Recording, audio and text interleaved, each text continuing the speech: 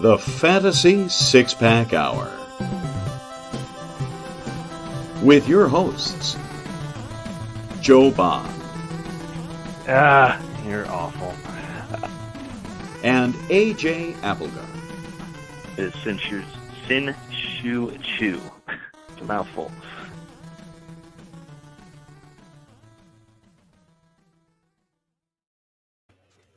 All right. Welcome to the Fantasy Six-Pack Hour. My name is Joe Bond, founder of FantasySixPack.net.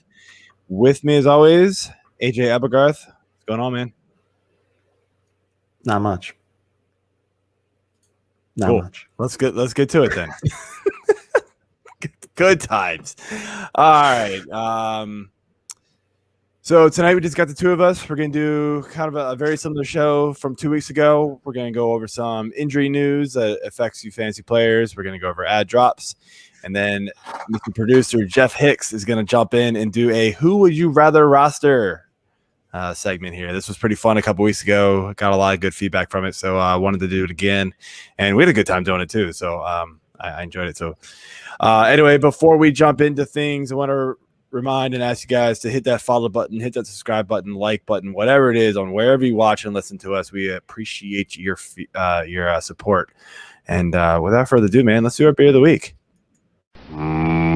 Beer. What you rolling with today, man?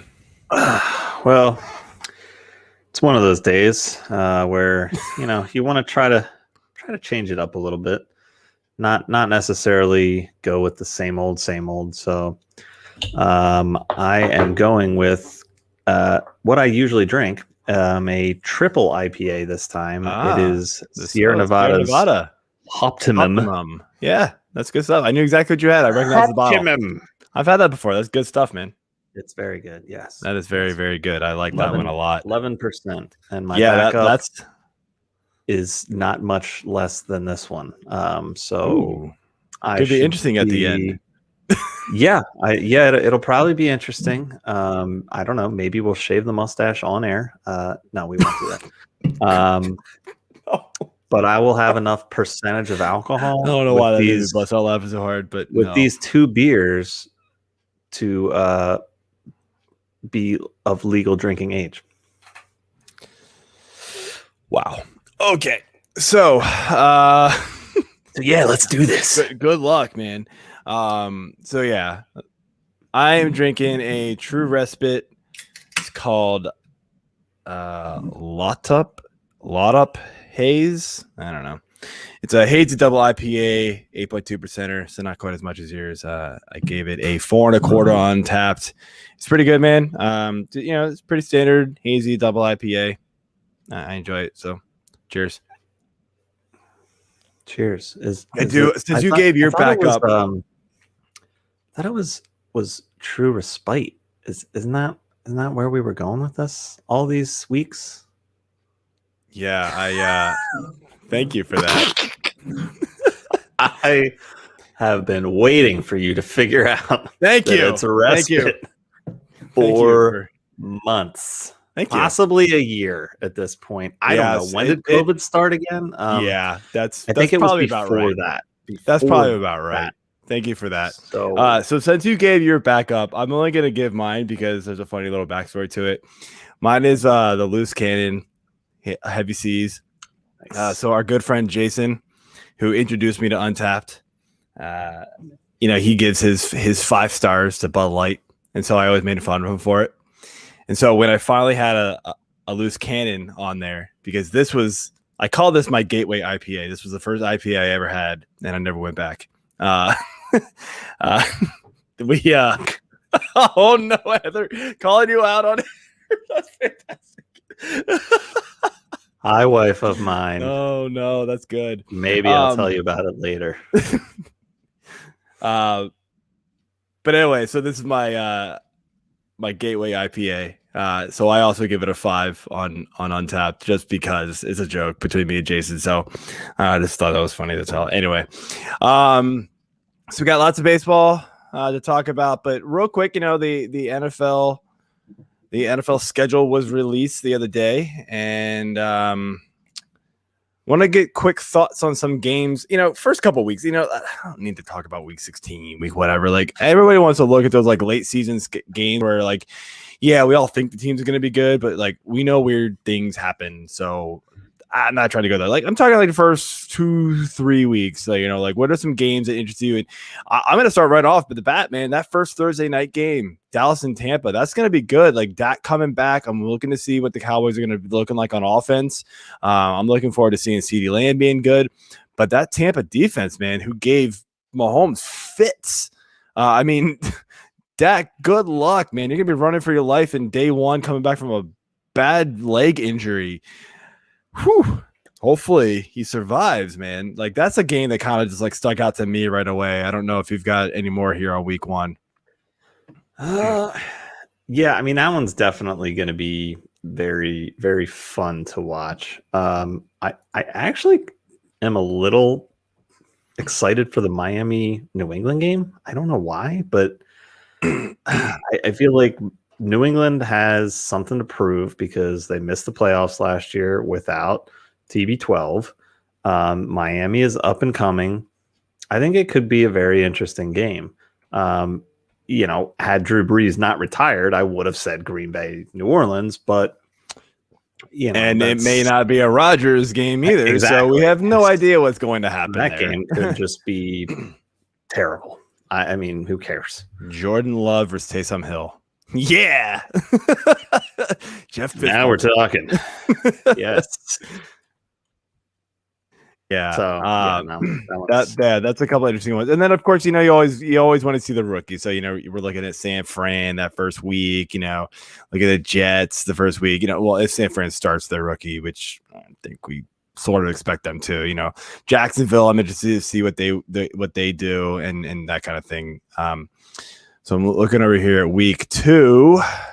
Switch my screen.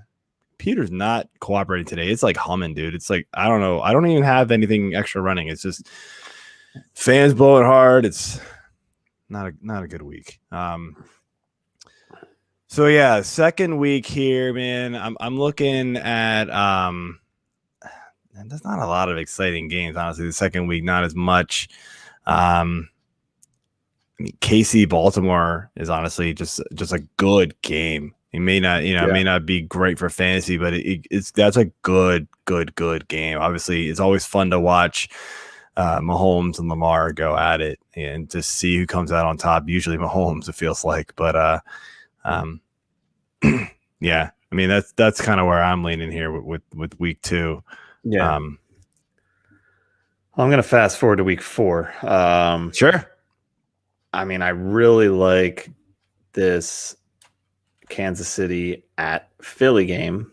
I'm kind of disappointed that it's a 1:00 game, but it's Andy Reid's return to Philly. Now that he's won the Super Bowl and then went to another one and got destroyed. So I think he's always welcomed pretty openly in Philly when he gets back. So I think that'll be an interesting pregame. And then once the game starts, I'm sure it's just going to be, KC running roughshod over us. But scroll down a little bit farther on that one, and we do look at prime time, Tampa at New England. Yes, that's the one I was hoping you were going to talk about. Tom there you Brady go. Going back to Boston.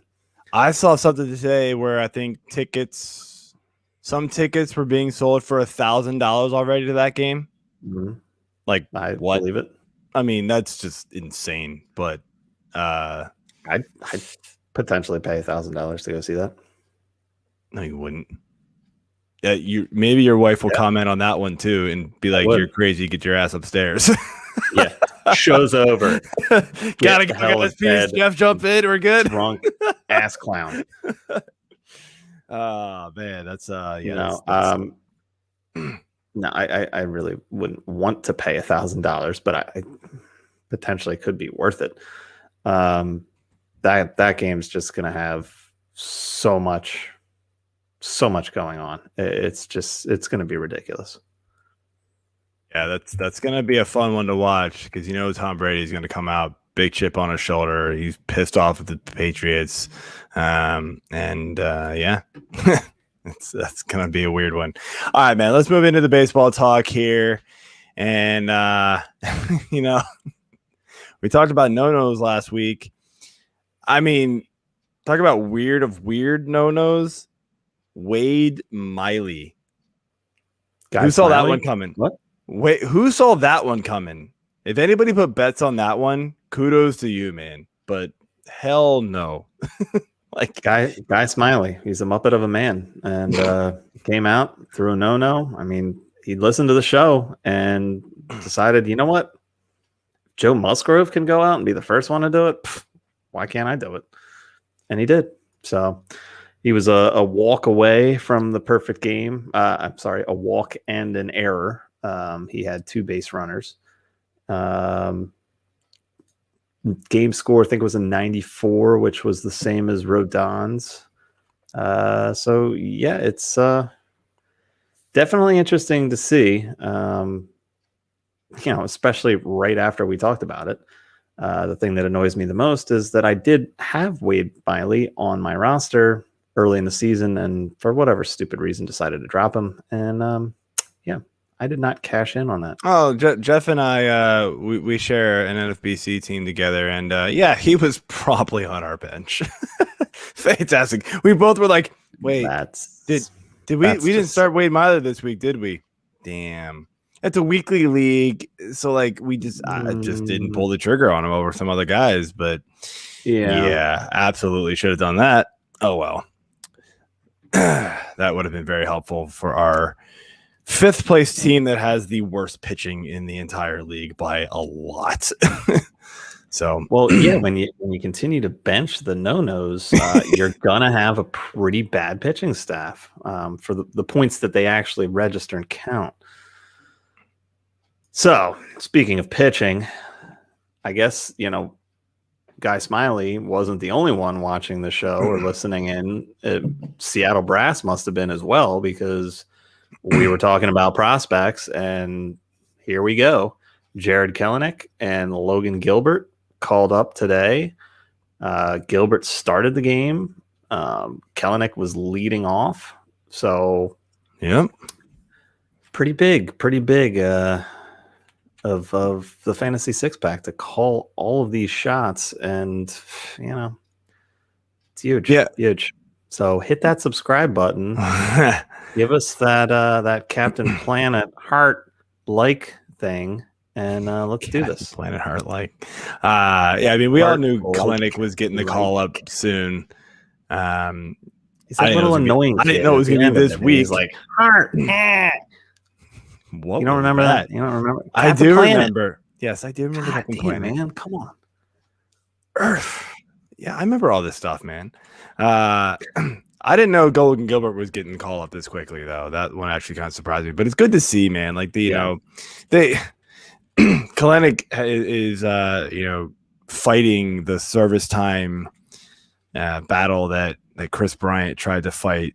They're gonna lose, but it's just nonsense. Like, again, we talked about it last week. Play, dude. Like, well, no, but like we talked about it last week. Like, the one thing when they do agree on the new CBA, they 100% have to fix this. They can't allow the service time manipulation crap to happen anymore. These guys there's players in the minors that are ready for over a year, and they should be able to get the playing time over some of these schmucks that are playing, doing absolutely nothing.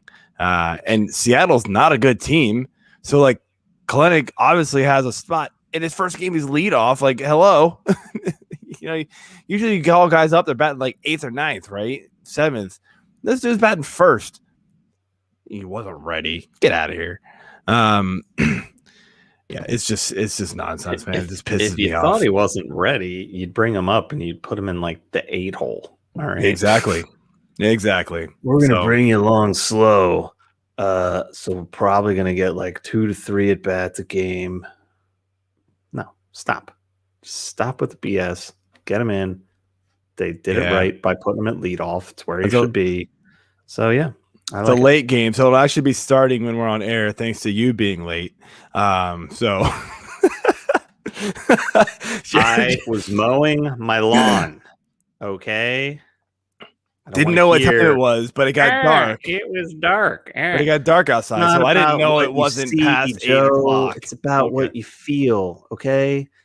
How do you do your rankings? Do you do your rankings by just seeing what everybody else is doing? I do them with the lights on in my house. Feeling. Yeah, that's great. It's great. You have lights in your house. Okay. Welcome to the 20th Century Fox. Great. Good job. I also mow my lawn when the sun is up. I started when the sun was up. Okay. So all right. I don't want to hear it. The biggest complaint is that I don't follow through on things, or I show up late to podcasts often. So yeah, I followed through and I finished my lawn. You're welcome. Okay. For being late again. 1 out of 2 there, man. You had to pick one, I guess. Whatever. It should have been done before now. Put it that way. All right, let's move on to some injury news here. And unfortunately, we're having a lot of COVID news. Padres. What the hell is going on? I don't even know. Sorry, everybody. Don't apologize for me. I guess I should never do that. All right, so the Padres are getting hit pretty hard here. Fernando Tatis Jr. on the COVID list, Wil Myers on the COVID list, Eric Hosmer, Jurickson Profar. There's somebody else, but he's not very fancy. Yeah, not very fancy relevant. So yeah, they're hit pretty hard. Those are 4 pretty big names. So it's unfortunate there. Hopefully they'll come off as soon as they possibly can. The Yankees are also, it's more the staff. Like we've got training staff, we've got, people like that, coaches. Yeah. And then just today, Gilbert Torres tested positive. So a lot of interesting notes there. I'm not going to get into it because I'm not trying to get into political stuff here, but a lot of interesting notes there. Go read on it yourself and see if you believe everything that they're saying about these players and coaches that tested positive and what they have and have not gotten. So move on to the next one, man. I was not very happy writing all of what I wrote out was fine, but reading through the dreck, we'll say. Yeah. Pass. But yeah, it's like, Torres sat yesterday as a precautionary measure, and I'm not surprised that now all of a sudden he tests positive today. Pretty much. So going back to the hometown fans here, fighting Phils, JT Realmuto was out yesterday with a knee bruise that he suffered off of a foul ball that he took Tuesday. So he was held out yesterday's game. The knee injury wasn't considered serious, and we thought he could potentially play today. Oh, wait, nope, never mind. As I was putting this list together, he got put on the COVID list, injury list. The details, whether it was a positive test or close contact sitch, weren't immediately available. I haven't been able to look back yet. Because I was mowing my lawn in the dark.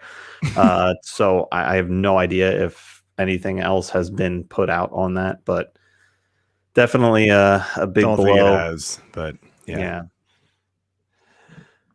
So some other injury news here, non-COVID related. Let's move on. Yes. Carlos Martinez, right ankle injury, forced him on the IL.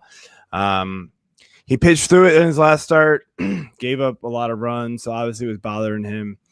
It sounds like it's not going to be super serious, though, so he should be back in the minimum time. And then I'll do the next one. I'll let you grab the rest here. Zac Gallen sprained right elbow, and it's the UCL. They're reassessing in a couple of weeks. This obviously is just not good. You don't like to hear UCL with pitchers at all. So it just screams Tommy John.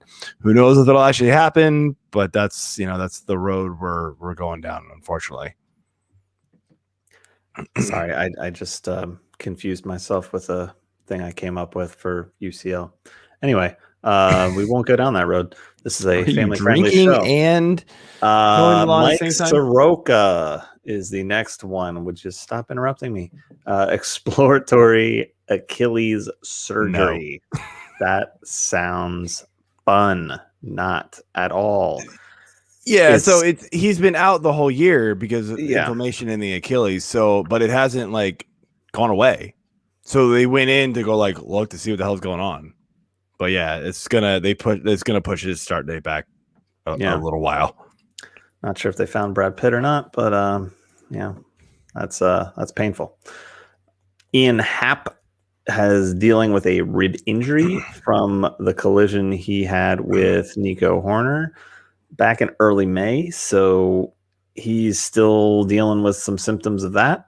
Carlos Rodon is day to day. He was supposed to start today, and his start was pushed to Saturday due to back and hamstring soreness, tightness. He's, like I said, currently he's day to day. He's currently slated to start Saturday. The big change here, I guess, is that he faces Kansas City instead of Minnesota. So not sure if that really matters too much because Rodon's been awesome this year. So I'm sure Minnesota's happy about it. KC probably not. Anthony Rendon is dealing with his knee injury, but he could be activated tomorrow. That is Friday. For those of you in the Eastern Southern Hemisphere, that's probably wrong. I do not know geography that well. That would be May 14th, though.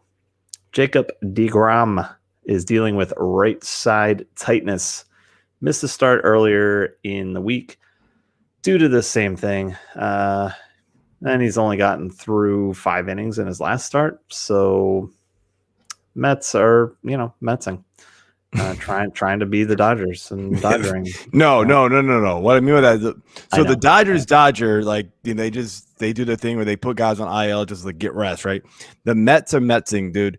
They are screwing up Jacob deGrom. Yeah. They should have put this guy on the IL as soon as he had right side lat tightness in the first place.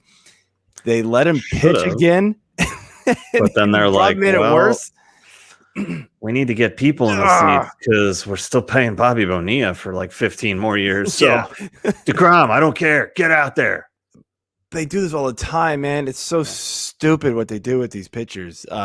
It just feels like year after year there's a guy, Syndergaard goes down because, he's feeling something funny. He'll sit for like one game and then he's like, I'm fine. And then goes out there and pitches and makes it so much worse than misses the entire season. We were good done, job.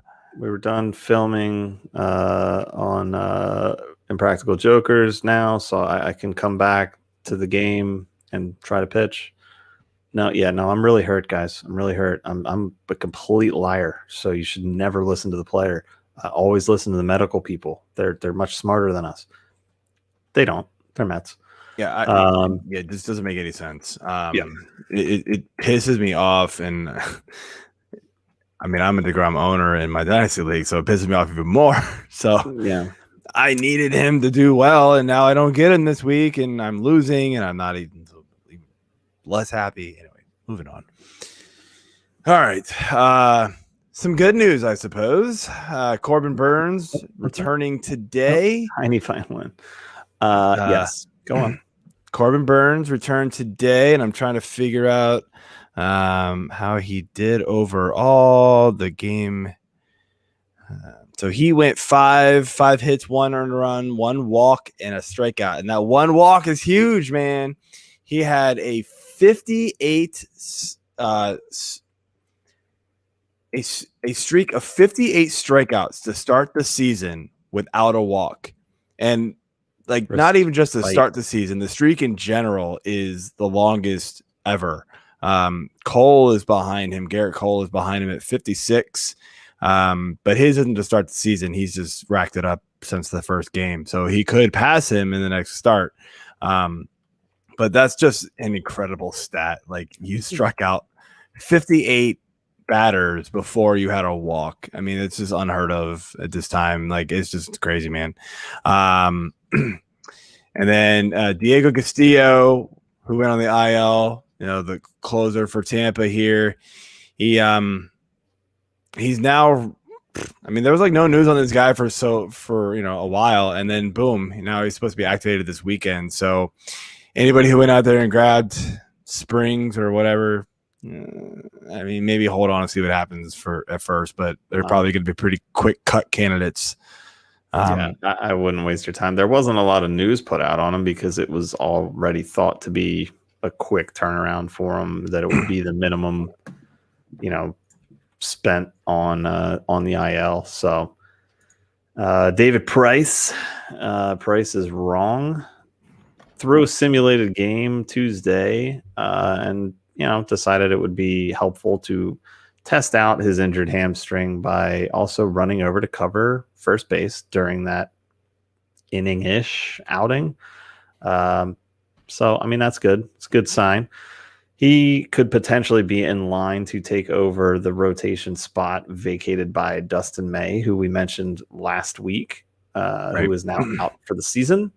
But that's assuming LA decides to not Dodger him and actually stretch him out over the next couple of weeks. Tied into this that I did not put on the sheet, but I also saw was Gonsolin.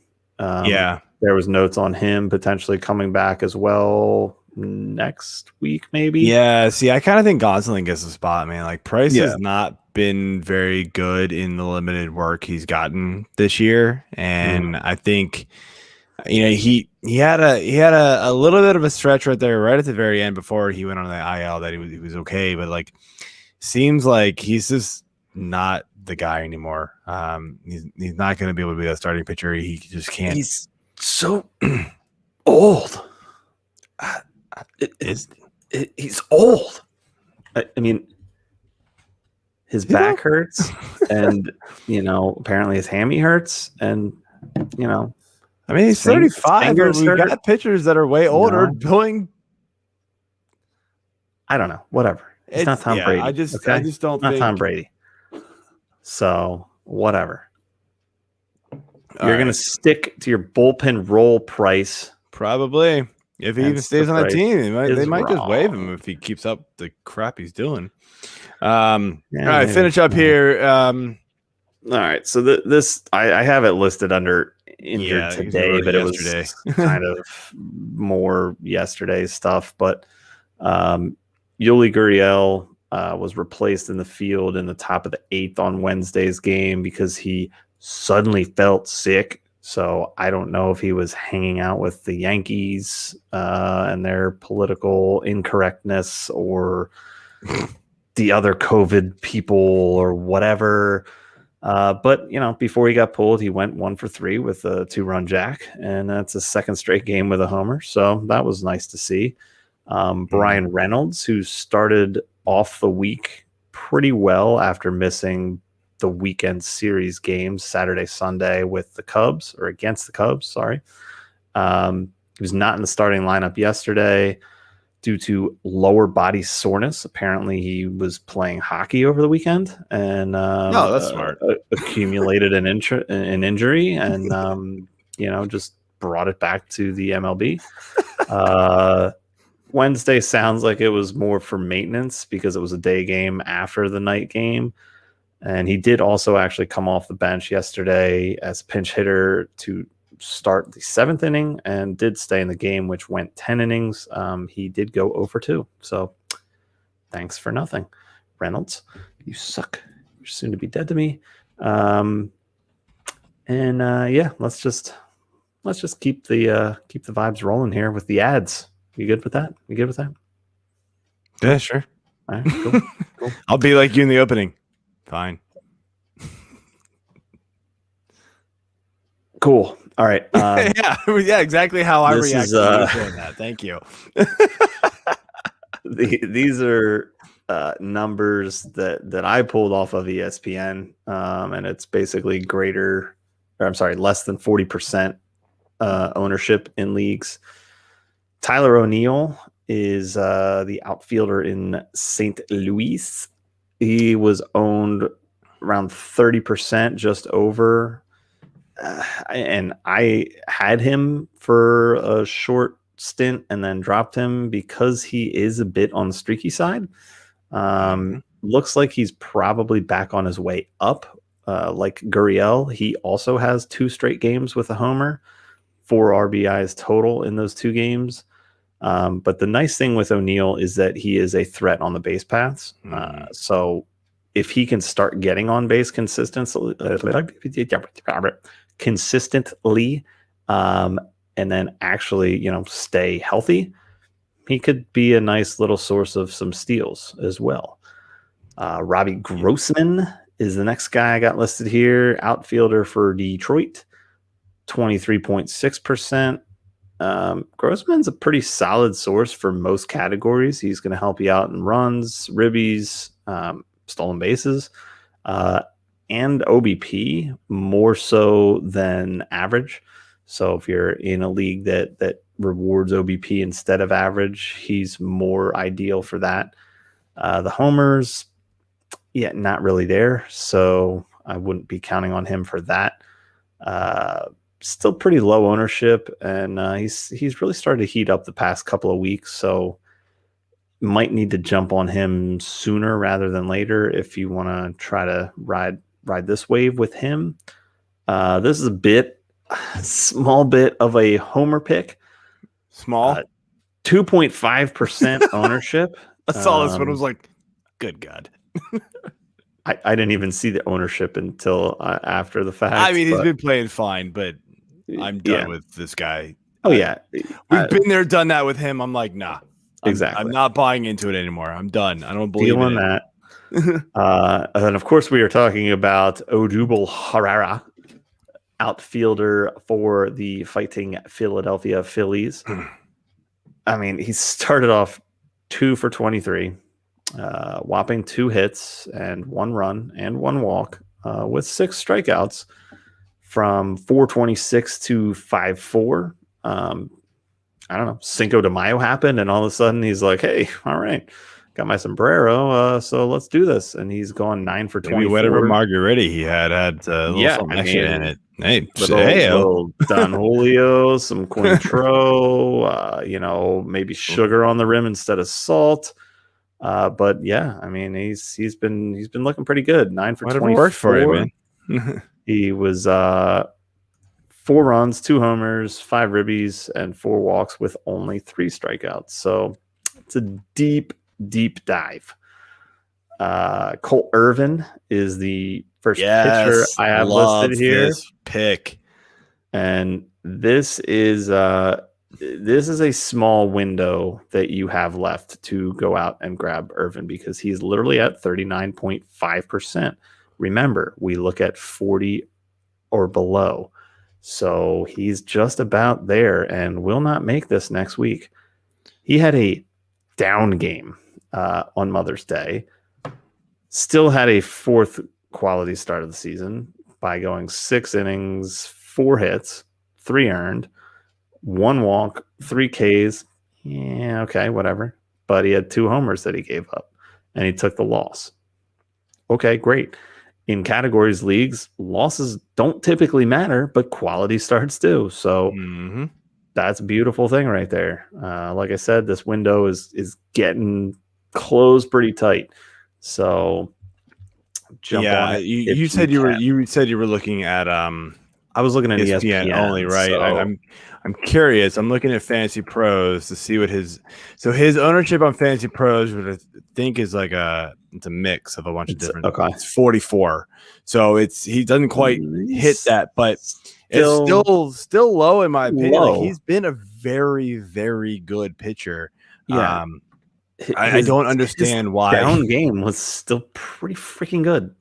Yeah. So I like it. Next one, I'm probably going to butcher your name, so I am sorry. You say Kikuchi. God bless you. After giving up 15 earned runs, 5 of which were home runs, 23 hits, 9 walks in his first 4 starts of the season, he's now earned 3 straight quality starts by averaging 2 earned runs a game, 5 4 hits per game and has a strikeout per game rate of 8.33. His strikeouts have pretty much always been there this season. He had like 3 games, I think, of those first 4 that were kind of down, but he's blown up since then. So he's definitely going to help you out in that category. Again, the quality starts are great to see. And I think he's on the rise. Another guy here that's really close to Kikuchi is Tyler Anderson for Pittsburgh is 27.6 when I looked at this. All right, the record's 3-3, which kind of makes sense because Pittsburgh's not very good. But he's got a 3.05 ERA, 1.04 whip, 22.6 K percentage, K rate, if you will, compared to only a 7.3 walk rate. He's also got a 43.4% ground ball rate in his 41 and a third innings pitched so far this year. So, I mean, that's nice to see with the ground ball, is he's obviously getting people out a lot with that. So that's beneficial. And then again, deep dive, had to throw this one out there because he beat up the Phillies. Congrats to you. Who hasn't? I'm going to go over a name here just in a True. second who just did, and I'm not happy about it. Yeah. John Lester notched the quality start yesterday, going 6 innings for the first time this season. He's only pitched in 3 games, so again, small sample size. Gave up 6 hits, but only 1 earned and 3 walks. Only had 4 Ks. So, he's not really the strikeout, guy that you're really looking for. He's got a nice 2.25 ERA, but his left on base percentage is almost 82%. And he's got a crappy 10-7, K to walk rate. So again, small sample size, only 3 games, but if that doesn't improve, I'm buying a lot into this xERA that's sitting at 4.13. So yeah, buyer beware a bit with Lester, and by a bit I mean a lot. I mean, it's hard for me to do with killing Lester, you. man. He doesn't strike out enough people to be super fantasy relevant for me. Like, I'd have to look a little deeper into it to see if he's just inducing a lot of ground balls and maybe that's helping his things out. But like, it feels like to me it's not there anymore with him. A 10-7 K to walk rate, like you said, is really bad. So terrible. this is not working for me. So all right, let's move on here to some drops. So I actually wrote the drop list article this week on fantasy6pack.net in place of the writer who usually does it. Number 1, Gary Sanchez. I know it's catcher, and we all, you want to hope you can get some power, from him. And I took him in. Was that a best ball? I forget. I took him in one of my drafts, like a best ball or one of the TGFBI or something like that. And, it was like the 13th catcher taken. And I was like, oh, man, great. I got a catcher who can possibly hit like 30 home runs. That's about all he's going to do for you. No, he's not even going to do that. No. Let's just say he started off the season hot. And I was like, yeah. No. And then game 2 came around. His batting average is now $174. His hard hit rate is just 27%. He has like 3 home runs on the entire season. He had 2 in the first 2 games. So it's not good for him, man. Strikeout rate's up. So the only positive for him is that his strikeout rate. Sorry, his strikeout rate is actually down. His walk rate is up. So that's sort of positive, but it's not working for him. He's losing time to the backup, and I'm not even going to try to pronounce this name. So it's not good. Like, especially in a 1 catcher league, say goodbye to him. move on. You can go find anything better than him. I guarantee it. The next guy here, and I'm putting Jeff McNeil on this list. I know people have high hopes for Jeff McNeil. Coming into the season, I heard a lot of this. He's sort of a power, moderate speed combo guy, high average, and that was awesome. So maybe, okay, I'll get you with the high average thing because that's what he was, sort of a safe floor type of player. Not happening this year though, man. The power is meh. Batting average though is at 217. Well, this was a couple days ago. I think it's risen over the last couple days, which is what I said in the article because his BABIP was 210. So we expect the average to maybe rise a little bit, right? But he's just not giving it to you in the other categories. So he's going to give you batting average, but he's got 3 home runs, 13 runs, and 8 RBI on the year. Yeah, the batting average will go up, and so maybe those will improve a little bit. But he's not stealing bases. So you can forget about that. It's just, and look, the only thing I said to him to finish with this was that second base, I get it, is pretty slim. So you might have to hang on to him because there's literally nothing out there. But I feel like there's some random dude who's just performing. Maybe you can stream second base for a little while until you find something better. Jeff McNeil is not a guy that I really ever care to own. But look, maybe you can trade him. He's a guy that people still think highly of. The next guy here, and this is the one I'm not happy about because I'm playing against him in our fantasy 6-pack league. Greg has him, and he's killing me already this week because his ERA is almost below 1 or below 1 for the entire week, and he has Patrick Corbin starting today. And he's playing the Phillies. And, of course, what does Patrick Corbin do? 7 innings, 9 strikeouts, 1 hit. No big deal. What has he done the rest of the year? 7.36 ERA. Should have been worse according to xERA and FIP. Struck out 6.1 batters per 9. Walked over 4.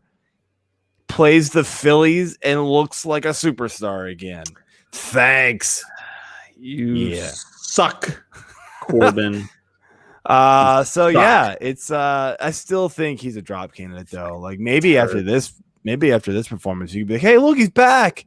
I don't know if anybody's believing that. The stats are just bad for him. It's just not working for him. Started off crappy, and it wasn't good last year for him. He sucked last year. Terrible for him last year, and it just carried into this year. But he's starting to turn it around. So he is an absolute must trade for me at this point. I've already dropped him and decided F this guy, and now I'm kind of mad. But you missed the start. I missed all of his good starts. I think after he got I ranted about it. He had whatever the hell it was, -26 for me or something. I was like, see ya, cut him live on the air. It's just F this. So, all right. Another pitcher here is Raphael Montero, the kind of closer for Seattle. I mean, I get saves are,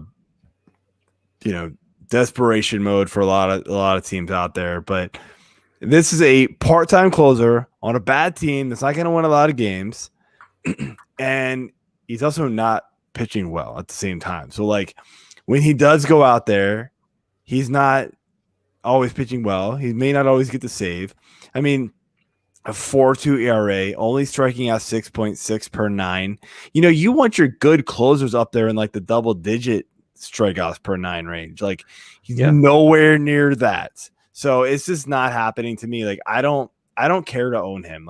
Let somebody else go out there and chase the one save every 3 weeks that he's giving you. It feels like at this rate. So just not worth it in my book.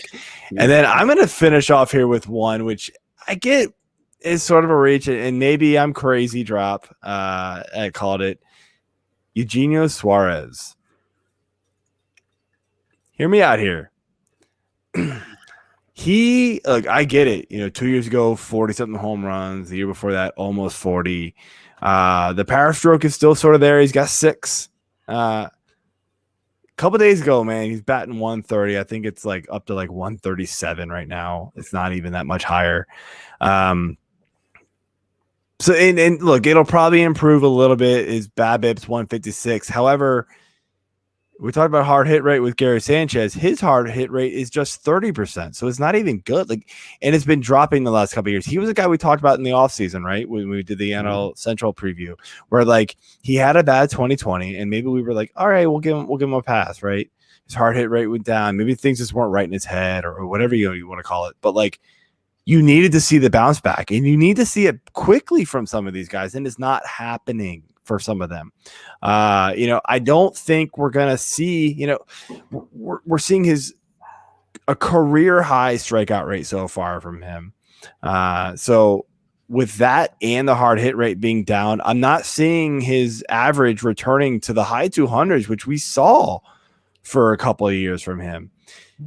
Just to mention, by the way, WRC plus for him is 44 as of 2 days ago. That is atrocious. 100 is league average. Excuse me. Sorry. 44 is awful. So that pretty much tells you how bad of a hitter he's been. Garbage. There are third basemen out there, guys. Yeah. You do not need to worry about Suarez. Maybe don't drop him, but maybe trade with somebody for, a guy that maybe they think is overperforming. You're going to win that trade, I have a feeling. It's not good right now. So, yeah. All right, man. I think slow your roll, real quick. I'm ready for the game. I'm excited. All right. I see that. Real quick, I wanted to throw out there that Lance Lynn is now day to day. He underwent X-rays on his right hand and forearm after notching the win tonight. They came back negative. He was hit by a comebacker in the fourth, stayed in and pitched the fifth, so he could notch the win. 9 Ks, 3 walks, not lovely, but only 2 hits. So, yeah, pretty solid start for my team. Thank you. Pineda pitched against him, did not fare so well. Thanks for that, you turd. Another guy that I had potentially looked at on the drop list, and this kind of hurts to say it, but Dylan Bundy. He's still rostered very high, but he's starting to get some cuts. 3 straight games with only 1 walk. He had 4, maybe more than that. Yeah, he's had 6 Ks or more in every game except for this last game, and that was against the Dodgers. He got absolutely trashed by the Dodgers. Yeah. So, it's still early. So you see these inflated. I feel like you see these inflated ERAs a little early. So sometimes you got to look at them. He's had a whole bunch of solid games. He's been solid. Yeah, he's really only got. Nobody expected what he was going to do last year to repeat again. That was a little crazy, but he got rocked for 6 runs in 3 innings last game against the Dodgers. So we'll give him a little bit of a pass for one bad start. But he needs to reel off a bunch of good ones. He's got some quality starts under his belt. Looks like Angels aren't getting wins. I know. 5 quality starts, but 4 losses. Again, if it's categories, the losses don't usually hurt you, but they will in points. That's why I think wins and losses are terrible. You want to own good pitchers, you want them to get quality starts, and I think that matters more than anything. But let's move on here with our game to finish the show up and bring Jeff in here, man. Of course. Let's get this right. There we go. I like being on the bottom. So I got a couple of gripes with you, Joe, with the whole Eugenio Suarez drop. So you mentioned he's at a 30% hard hit percentage. It's 30.4. Guys below him include Mark Canha, Trey Turner, Yordan Alvarez, Tim Anderson. Really good players. Marcell Ozuna, Matt Chapman, So yeah, Ozuna's not playing well, so I kind of expected that. But he's hitting the ball out of the park. So the thing, if you want to express concern, I get it. But if you're going to do that, like, be more concerned about the guys whose medium hit percentage is dropping. Like, there's more concerns for people like Jared Walsh, who is hitting the ball at a hard hit percentage of 31.9. His medium is 39.4 and his soft is 28.7. Yeah. Be more concerned when you see something drop underneath like 50 from medium, because that's more expected for majority of good players. Like, another player's having a bad year that has a low medium hit percentage is Aaron Hicks. It's 48.8, 30% for hard hit, but it's that soft contact because it's more going to come from the medium to the soft. See, Suarez from got his value when he was hitting 40 bombs, and his hard hit rate was like much higher. So that's what I was looking at with him. And so that's where my comparison came from. It wasn't so much like what other players are doing. It was more so his hard hit rate has been dropping pretty significantly over the last couple of seasons, actually. And I get it 2020, so we kind of gave it a pass, but you wanted to see it improve. You want to see it bounce back, and it didn't. It hasn't so far. So it hasn't. Yeah, it's different. Yeah, I just think he's gonna hit for power. Even when he was hitting like 120 something and stuff like that, he still had bombs. Like he still managed to produce 20 RBIs and have like a handful of home runs, which it is what it is. But look at Jose Abreu. He's finally hitting like 250, but he's still going into like his recent hot streak. Only had like 2 home runs, but he had like 25 RBIs. So like if he's not gonna like hit home runs, he might as well produce. And at least with Suarez and the Reds positively regressing offensively, like him being this bad isn't hurting them necessarily as much as something else. I mean, yeah, if you're going at it. That's a frustrating thing, though, too, is like the Reds are performing so great offensively, and he's not part of this like this explosion of it. It's like because his counting stats are bad too. Minus home run. I mean, he's got 6, so I mean, you're going to take 6 at this point. But everything else is just not good. It's just crazy. Like, I was surprised to see it. Okay, let's get to this game here. I did tens of minutes of research for this, so you guys are welcome. Nice. Wow. No, right. I like some of these here, so I am going to see if this works here. Hey, it works. All right, because nobody cares about my face. Let's get to the show here. We'll get rid of that. That's okay, so first one's a hitter. As you can see, pretty productive. I included WAR this time, Joe, just because in a couple of cases it was kind of fun from the players I looked at. So we'll start with you, Joe. If you're looking at player A and player B, which one would you prefer? Oh, I like player A because it got a little, the steals mixed in there. AJ, how about you? And just so everybody knows, if you're new to this, it's okay if they end up picking the same player. We're seeing your yeah, I Google Doc thing. Yeah, I had to switch. Sorry, I had to be able to see. I think I do like B better. I mean, 2 stolen bases in how many games have we played? 107 at bats. Yeah, okay. I mean, that's cool, but whatever. You're probably looking for steals elsewhere anyways. I mean, sure. If you have that average and OBP, I'm going to go with that and the power. All right. I feel like I have an idea who player A is. Who do you think it is? Is it Trout? Yeah. Yes. So yeah, so I win. Like we know that positive regression, Joe. Winker, Cincy, positive regression. Positive regression. That's what Jeff just said. Playing out of his mind. I'm sorry. It's positive regression because their offense was so bad last year. Anyways, so you're looking Jesse Winker and Mike Trout. What I found interesting too is that Jesse Winker is leading off for Cincinnati and Mike Trout is still hitting third. So even production wise, what Jesse Winker is doing is I think just as awesome. Clearly, Mike Trout is a better player, but it's very good to see that a leadoff hitter is not only just doing like 6 home runs and 10 RBIs, but he's actually being a run producer while hitting a bunch of bombs.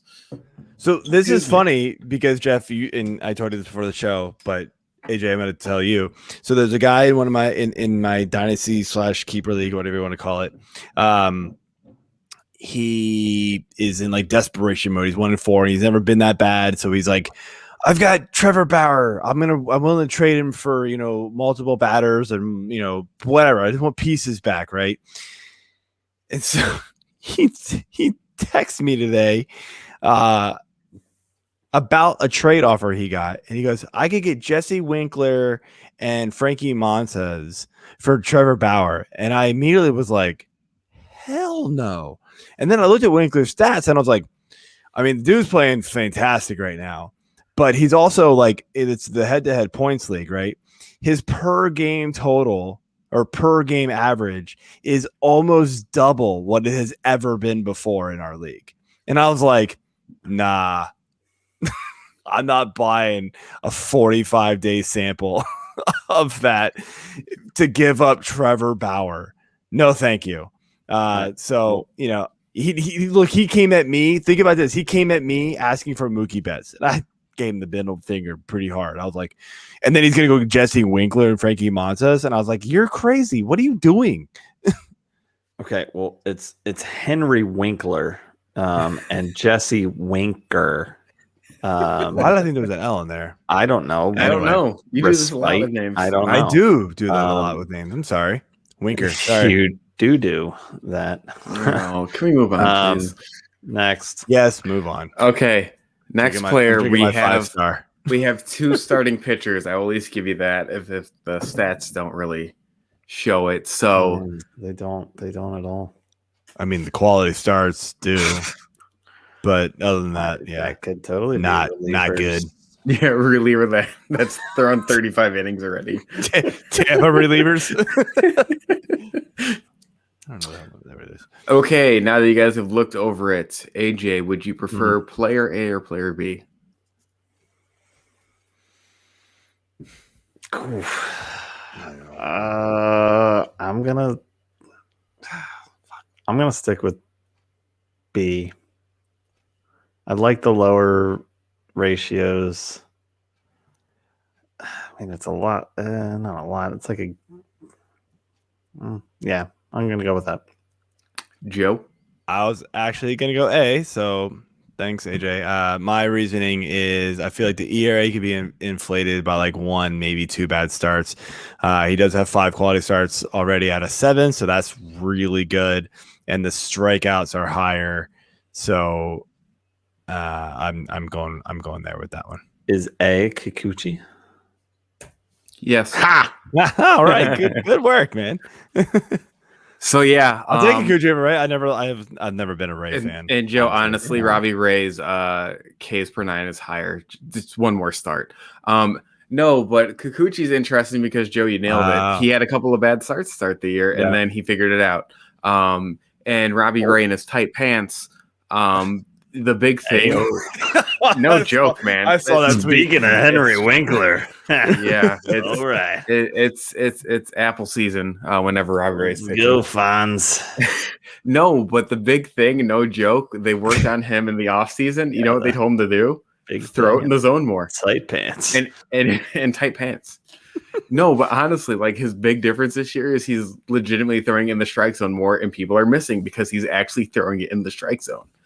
So yeah, people aren't expecting it. They're like, "Whoa, what the hell is that, Ray?"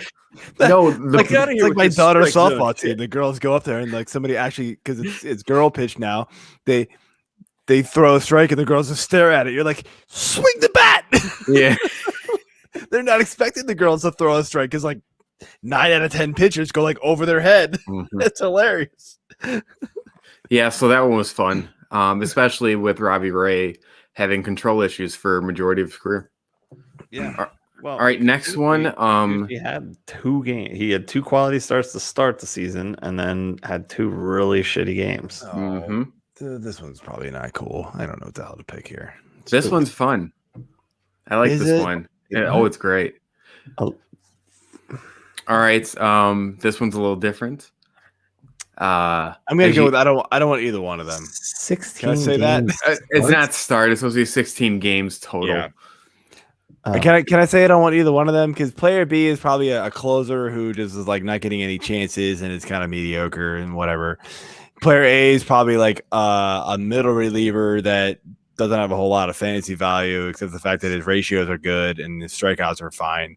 So I don't know. That's kind of how I'm feeling with this one. I mean, you're kind of wrong. But okay, fine. I'm good. I'm fine to be wrong. I've been right on all the rest of them. This first time. I feel like the games might be a bit high for this, but is one of them John Gant? No. Because his whip is insane. Because all he does is walk people. Yeah, that's true. His strikeout to walk ratio is like 1, and he has a lot of strikeouts. All right, so here we go. AJ, which prefer player? You want A? I want A. Joe, who do you want? Sure, go with A. I like the strikeouts. Yeah. Yeah, I mean, Springs. And the reason why this matters, both bullpens, even with Diego Castillo back, technically have fluidity attached to them. So we found out even with Fairbanks back, Springs was still the guy getting saves. Mm-hmm. And TJ Antone is in a bullpen where Amir Garrett can't stop getting suspended. And honestly, like Lucas Sims isn't good, and Doolittle disappeared. That so it's one of those things where Doolittle has done little. Hey, no, one thing that matters with TJ Antone, a lot of times, even before like he got his single save and stuff, because that was an extra inning game, he's been put in a situation in the 7th and 8th where he's getting inherited runners, or it's the like 2, 3, 4 hitters. So essentially, before they get to whoever they decide to close that night, he's the one dealing with the hardest part of the lineup that comes up. So he's pitching well. He's pitching well against the best hitters. Well, we're seeing a lot of teams. I mean, San Diego's doing that with Melanson. Like Melanson's going in there and like go in with no runners on base, and just get 3 outs, buddy. Mm-hmm. Like he's not their best closer or best reliever. He's just the guy they feel like they can't put in high leverage situations. Yeah. So these guys are like the stealth situation guys, pretty much. If you think you have like that extra roster spot, or you roster Daniel Bard, and you're willing to just take a lower ERA for like a saves dip, one of these guys could be that guy, because like you never recover from bad back, and if Castillo wants to keep going on the DL with a back issue, cool. You said it was a saves dip. Is it a saves dip? Yeah. It might not be. We had NBC team. Remember, we caught him. We were like, bye. Somebody else pick him up. Have fun. Yeah. So like, there's a lot of injury concerns in Tampa Bay, and Cincinnati just doesn't have a closer, and he's been arguably their best reliever. I just don't think Tampa knows how to deal with pitchers. I mean, I think Kevin Cash is just overthinking. Like Joe Maddon's like, hey, dude, you really got to like not think too hard. And then they shipped off what's his nuts, the guy Blake from Snell? Mask. No, I don't the long face, the horse guy. It'll come to me eventually. You've lost all of us. No, dude, he fucking went somewhere and then he just got lit up every time he went out. He was one of their biggest pitching names. Oh, Archer. No, not Archer. Well, because he got lit up everywhere. Fucking cartoon. So. Chris Archer? Oh God, we're moving on. All right, we're done. Move on. God damn it. All right, here we go. Back to batters. This one's fun. Oh God. Damn. B is Gary Sanchez. No, it's not. No, his ownership's too low. Never mind. No, he doesn't have 4 home runs. Unless he hit one today. He does have 4 home runs. He hit 2 the past 2 games he's played. All right, since you guys are looking up stats, you jerks. Right. Yeah, I'm not. No, I was looking at the shit earlier. All right, I looked up the article a couple days ago, he had 3, so he must have hit a couple since then, or one since then, and I didn't know it. I'll take player B because it's 96, and that's my number. So, okay, and I'm pretty sure it's Sanchez. Joe, who would you prefer? I went player 8 because I said drop Sanchez. Dirty Sanchez. Ah, fuck. Sorry. I actually like Dom Nunez. Yeah, and I pushed him up the rankings a lot in the last couple weeks. he just hit one yesterday. Yep, I like him a lot. I do like. I'm a big Sean Murphy fan. I wish he would figure out this batting average thing. Man. I don't get it. God, he's walking. He's not walking like Yasmani Grandal walking, but he's really close. Yeah, on base percentage, he's not killing you. Average leagues. So, and that's the thing. At least he's getting on base. Like for average leagues, yeah, he's absolutely. And he's on a much better team too. Like you like Colorado hitters, but I mean Oakland. It's they're much better. But in a year where hitting matters, playing Dom Nunez at home has actually been a really good thing because Colorado's home road splits are like even worse than normal this year. It's crazy, dude. It's worse than normal this year. All right, so Sean Murphy, 50% ownership. Sanchez, we already talked about. Yasmani Grandal. Is he a drop candidate for either of you guys at this point? No, not even close. No. He's been cut in a handful of leagues. I'm like, yeah, the issue is, and this is a big topic living outside of Chicago and stuff, is at least what he's doing is good because he's getting on base. He's not making outs when he walks. Yeah. But the issue is, do you want somebody doing that? Like, because they bumped him down to like the 7th spot, depending on the night. Like, do you want somebody at the bottom of the order, especially with their injuries, just getting on base and not being able to produce with their bat? Or do you want him as like the number 5 hitter when you have guys like Abreu and Mercedes that are still hitting well, even Moncada, depending on when they bat him, around him, so at least he's on base. So if there is a home run or something like that, he's already on base. I think that's a good point. Kind of screwed him up with the moves in the lineup. The issue but that too, shocked the hell out of me to see that. I'm like, White Sox are injured in general, so yeah. But the big thing too with him is he has the lowest swing percentage in baseball. Like 8% lower than anybody else. So like he's just not swinging the bat because he wants his pitch. And he's also hitting better for power against left-handers than he is against right-handers.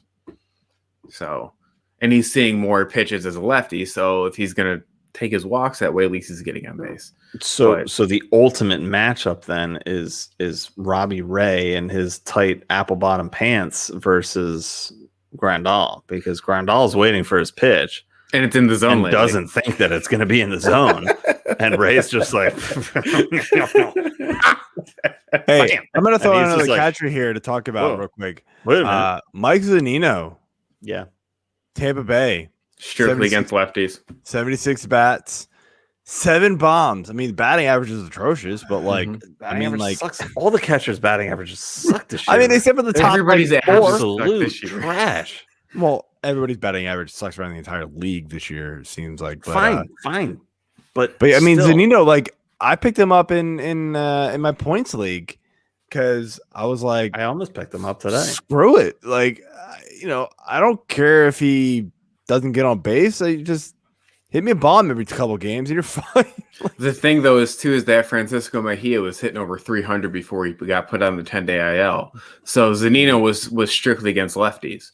So I mean, at this point, like with catchers, like it might as well be a regular rotation, anyways. At that point, I would take but against these guys over Gary Sanchez any day, in my opinion. Like I'm done with Gary Sanchez. Like the dude can't hit the ball anymore, in my opinion. At least you're not like paying for him. But he's walking more, man. At least it isn't like the 5th or 6th round that you're drafting him and he's sucking. He is now splitting time. He was, he was for like a week and a half. I almost had him on my ads list, and then I was like, Higashioka, or however you say his last name, went 0 for like 23 or something like that. Yeah, and that was a wrap for him. Oh, hey, here's my chance.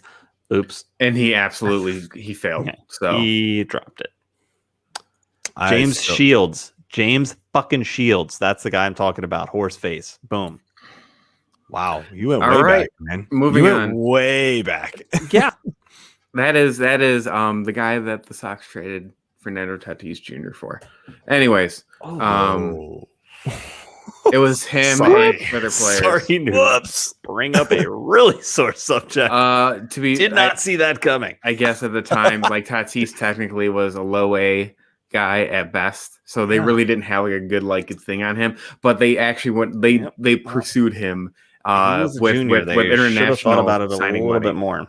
So we know. Anyways, pretty sure this is the last guy. So all right. Like the OPS, this is interesting. Whoa, the ownership percentages are crazy. Oh yeah, I remember this one now. Okay. It's been like 7 hours since I did it. So, and with kids, that might as well be like 2 days. Yeah, I get you. Man, that kid walks. That's brutal. I mean, I think we're both gonna go. Oh yeah, we want player B because the ownership percentage obviously just states that is the guy. I like A actually. I'm gonna stick with A. I think we're both gonna go. We want B at the end, but I'm trying to think of this who this it tells is. me that somebody didn't nobody's dropping this guy because nobody wants to let somebody else have him. The sabotage drop. Yeah.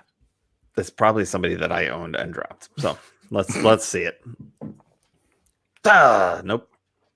Did not own Moncada. Yeah. This one's fun. I mean, this doesn't include today because Moncada actually got a couple more hits.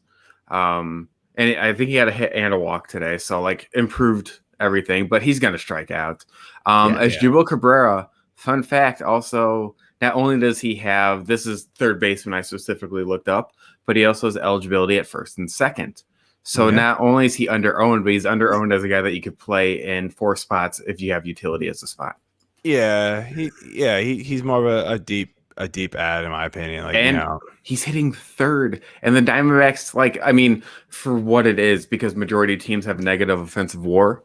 He's hitting for a top half offense in that division in NL West. Yeah. So he's hitting third in a lineup that's producing when they probably shouldn't be. But what's the worst case with him? He's your utility guy, depending on who you're dropping. Corner infield, middle infield, with all the injuries that are going on.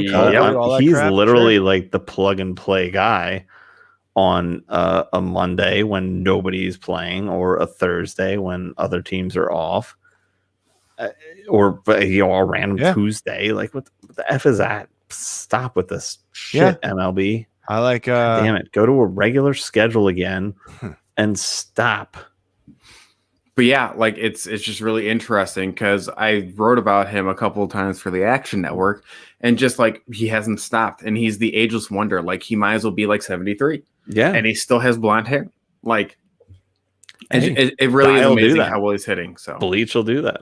I mean, I'm sure the cost of bleach has gone up thanks to COVID and material pricing. But I mean, whatever. That was fun. The last one was probably my favorite.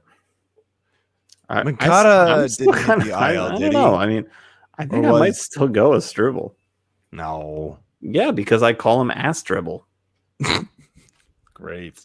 Thank you for that one. Legal drinking age. Here we go. Oh boy. Go upstairs and explain that one to your wife. No, I mean the reason why I would want Moncada is because later. I think he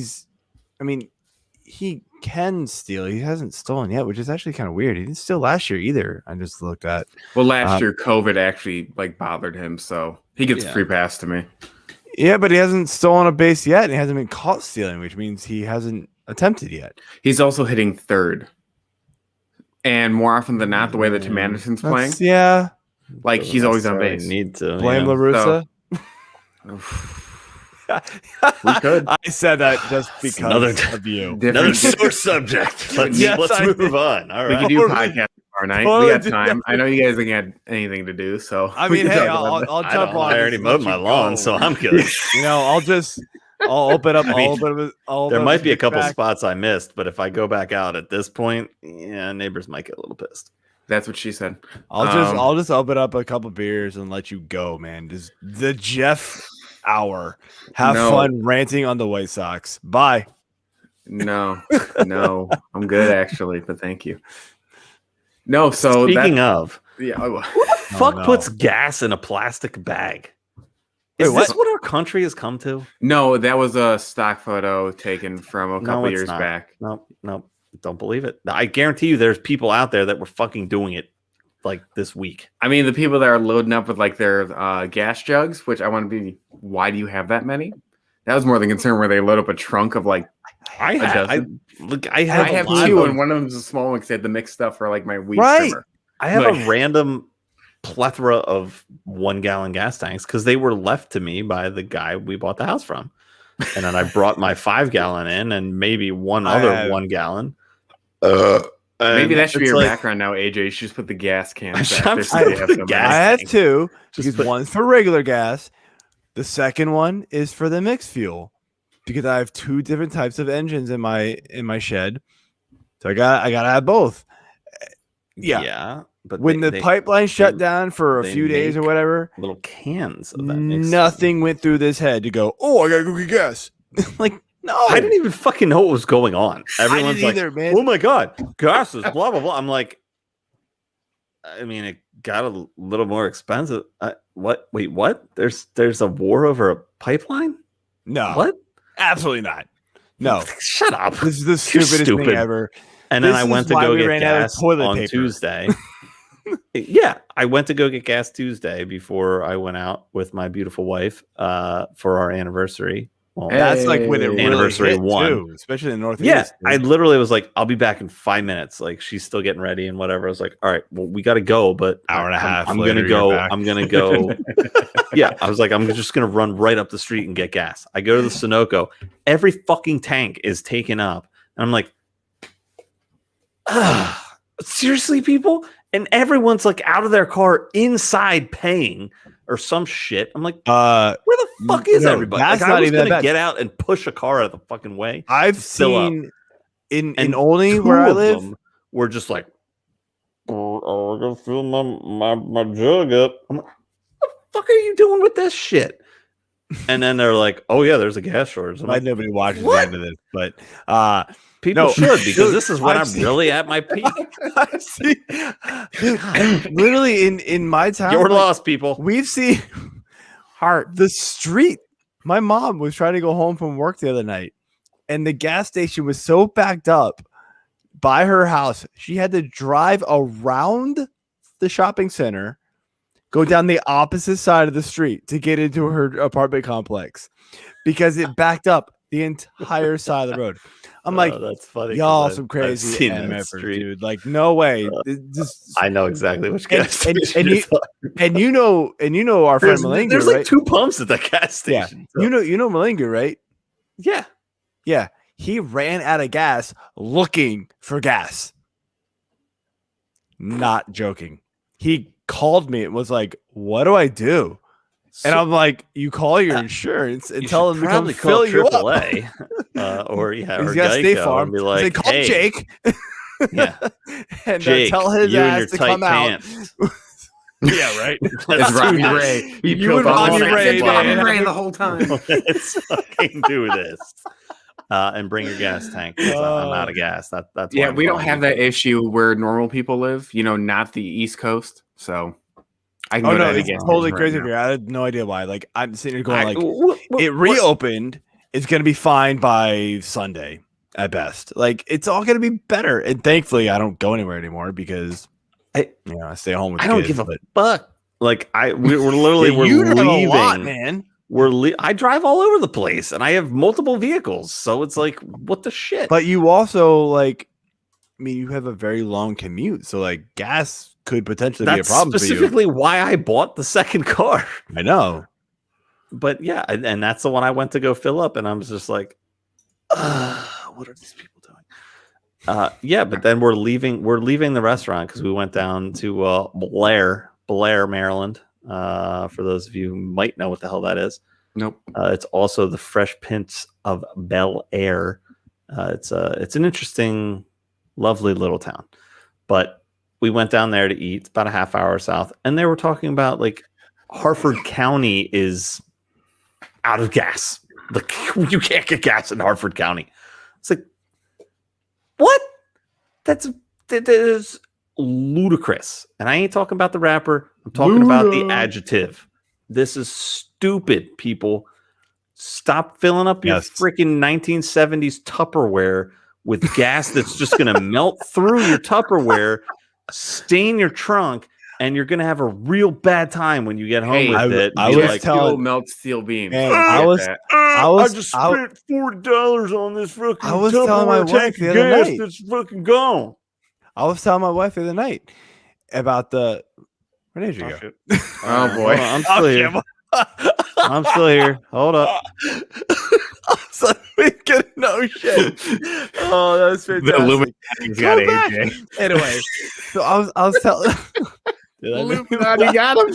Device is not connected. What happened, dude? What did you just do? Anyway, I was telling my wife the other night. Jeff, you could listen to me, I guess. So I was telling my wife the other night. You know, when the whole gas shortage thing was kind of high peak, right?